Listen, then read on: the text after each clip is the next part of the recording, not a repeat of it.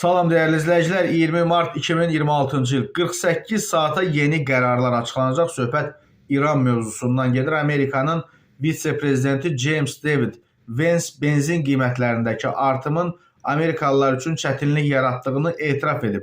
Lakin bu vəziyyətin müvəqqəti xarakter daşıdığını bildirib və həmçinin əlavə edib ki, Amerika və İsrailin İrana qarşı həyata keçirdiyi hərbi əməliyyatlar enerji bazarına təsir göstərib. Onun sözlərinə görə hökumət qiymətlərin stabilləşməsi üçün addımlar atır. Benzin qiymətləri artıb, bunu bilirik. İnsanlar çətinlik çəkirlər və biz qiymətləri aşağı saxlamaq üçün əlimizdən gələni edirik. Vitse-prezident əlavə edib ki, mövcud vəziyyət uzun müddətli deyil. Bu əbədi davam etməyəcək. Benzin qiymətlərinin normallaşdığını görəcəksiniz.